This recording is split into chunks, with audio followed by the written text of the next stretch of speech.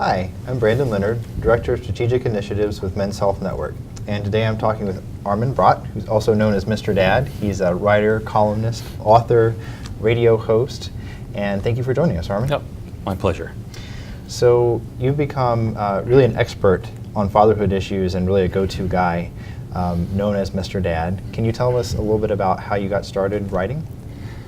I got started completely accidentally. I have an MBA and worked in business for a long time and really had no particular designs on being a writer. But when my wife was pregnant with our first one, this is getting to be 20-something years ago, I started looking around for information, and there was not a whole lot out there. There were no books for fathers. There were very few articles for fathers. In some of the parenting magazines, they'd have articles, but it usually was how to get your husband to do more around the house. And then there was what to expect when you're expecting was kind of the Bible for women, and they had nothing in there except for this little article towards the back end of the book, which was about why men have affairs during their wives' pregnancies, which I thought, oh, that's not helpful. That's not the kind of resources I'm looking for. And so I started writing essays and taking notes and writing things, and eventually, after a year or two, became the first book, the book that I wish I would have had when my wife was pregnant, and it became a good book for me to be using for the second pregnancy and the third one.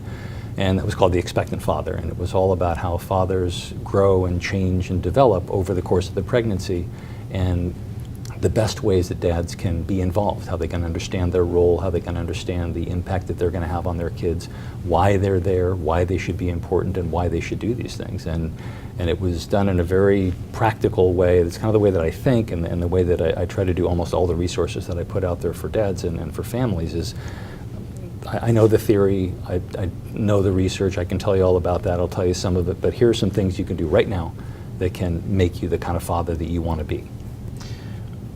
What has changed during that time period from that beginning until now in terms of your writing? What have you done since then? And then how have you seen that field change in terms of information that's out there for fathers?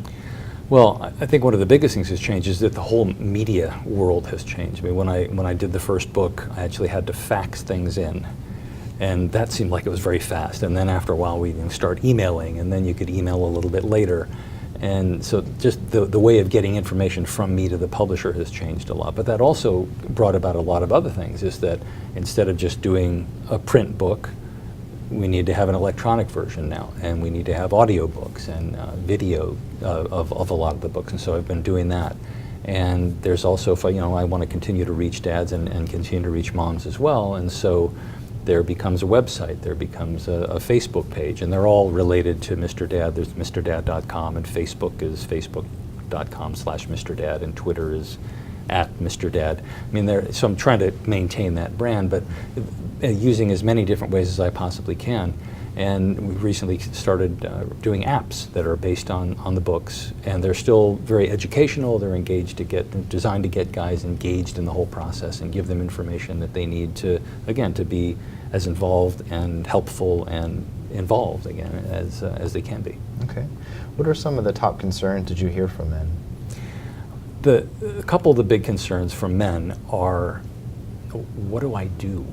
Is kind of the big thing. Oh my God, I'm going to be a father, and I got a lot of these from men of every age, in every geographical location. Of, I'm about to be a dad, I have no clue. Right. And so helping these guys, talking them off of the ledge, basically, and saying, look, you can do this. It's the way that your wife or your girlfriend or the mother of the child got good at this sort of stuff is probably because she did a lot of babysitting and she did a lot of baby care, and the way that you're going to get good at it is by getting in there, closing your eyes, jumping in, making a ton of mistakes, and babies are pretty resilient little creatures. They'll come back. And so it's that sort of thing. So that's, I would say, absolutely the biggest concern.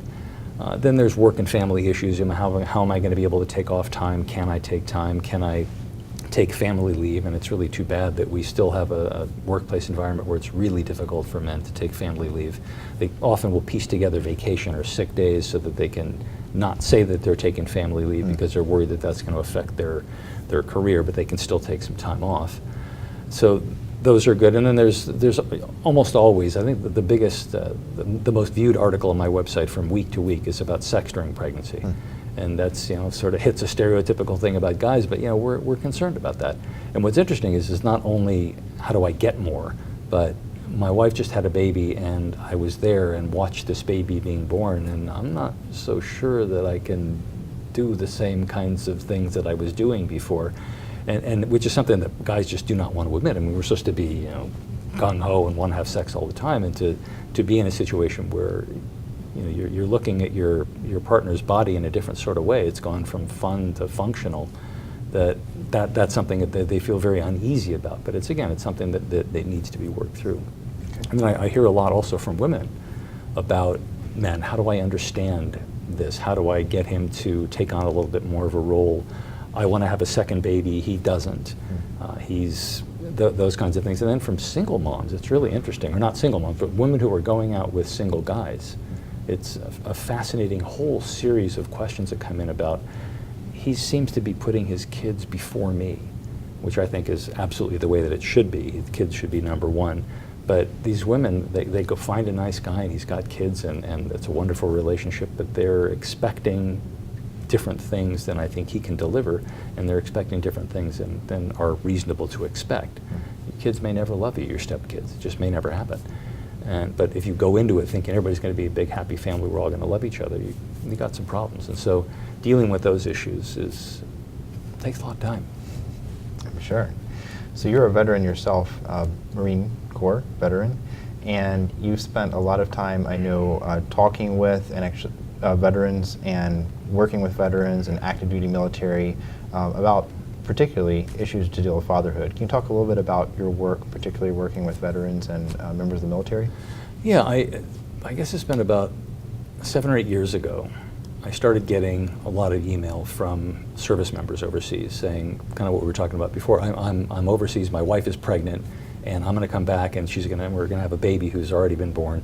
I have no idea what to do. How can I possibly start a relationship with the child? That kind of thing. And I looked at those, and it was a similar question to what I'd gotten from guys who were in the same city or town or home as their children, and realized there's a lot of really interesting issues that these guys have to deal with. And I thought, okay, so I have got the Marine Corps thing in my head. I wasn't a father at the time, but still have a connection to it. And thought, okay, I've got that, got the dad thing and dealing with all the fathers over the years, and thought I was really uniquely qualified and in a lot of ways uniquely obligated to write a book about how dads could be involved and stay connected with their families during deployment. And it was a tremendous learning experience for me to be interviewing. I interviewed hundreds of guys and wives and commanding officers and mental health people about these things. Because I originally thought, well, how hard could that be? You go, you come back, everything's fine. Well, no, it's not. It's not really that way. It's very, very complicated. There are issues before the deployment, during the deployment, after the deployment, especially we hear so much about. And so giving these guys the tools that they need was something that I felt was incredibly important. And I've had a lot of really good response, because so much of the material that we hear about military families and various programs for military families, they're aimed at the moms and the kids who are at home. And actually the dads too. I mean, when the mom is deployed, it's very much the same issues. But we're not really talking about the people who are deployed who are having these issues. And so that was kind of designed to do that. And then I've been fortunate enough to be invited to talk to various military groups. I was in Japan for a week and have worked with some Navy SEALs. And it's really one of the things most heartwarming things I really have ever done. I mean, I feel that I'm contributing something by helping these guys get the information, but to be in front of a group of Navy SEALs and talking to them, and, Navy SEALs, I was in the Marine Corps, we're supposed to be tough. The SEALs eat Marines for lunch. They're not like real people. And to be seeing these guys as tough and stoic as they are, talking about their kids and how they miss their kids and they felt so completely disconnected from their families while they were gone, and to see some of them getting a tear in the eye, it was really just an incredible experience to see that fatherhood is something that hits all of us in a primal level. And you hear all sorts of stuff about deadbeat dads. I have rarely met a guy who didn't want to spend more time with his kids, and so that was the whole military thing it's been a wonderful learning experience and a wonderful area where I feel that I'm really making a difference.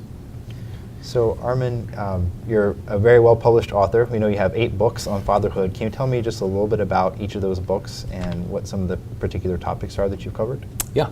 So there's the one that I mentioned before, The Expectant Father, which deals with pregnancy and childbirth over the 9 months of the pregnancy. And then the next logical one after that was The New Father, A Dad's Guide to the First Year, which takes the first year, goes month by month, and has very much the same approach, which is here's what's going on with the baby, here's what's going on with your wife, and here's what's going on with you, why you're changing, how you're changing, and here's how to be the most involved, connected dad you possibly can be. And then after that, went to the toddler years, and then there's the school years going through about age 9. And then there's one which I hope that nobody will ever need, but sadly enough people do, called The Single Father, A Dad's Guide to Parenting Without a Partner, which is a whole other population of people who feel disconnected from their families in many ways. And then there's The Military Father, again, a hands-on guide for deployed dads looking at all those things. And then I had one which was, in a way, my political rant, but in a good way, it's called Throwaway Dads, the myths and barriers that keep men from being the fathers that they want to be. And it deals with exactly that, the myths and barriers, that we have sort of these myths that fathers don't care, or that mothers are somehow biologically, naturally better predisposed to being mothers. And they are better suited for breastfeeding, there's no question about that. But they are not necessarily biologically better at parenting than men are. It's an acquired skill, on-the-job training. And so that entire work, I've just looked at that, and there's one called also Father for Life, which takes a look at the whole arc of fatherhood from the very first stages before the baby's born until you're being parented by your own children, in a way, that you're into your 80s and 90s and you need that kind of help. And it's an amazing thing how fatherhood becomes such an inseparable part of men, and how I was just fascinated by the way that it's a fairly predictable pattern how we change over time. And so it's been a terrific experience of doing tons and tons of interviews over the time and researching and talking with people. And then there's the newspaper column that I do called Ask Mr. Dad, which is in papers all over the country. There's the website, which is mrdad.com, and the books are available. They're available for the most part through Amazon or through the website.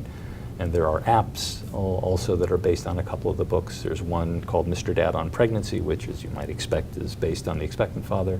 There's Mr. Dad on Babies, which deals with the first year. Then there's Mr. Dad on Military Fathers, which was an app that was specifically designed for the military community about how to, again, keep these guys connected. If they can't take a book with them, they can take their phone with them. So it's just a constant coming up with ways to reach people and get information out there. Great. You also have a radio show? I do have a radio show. How did I forget about that?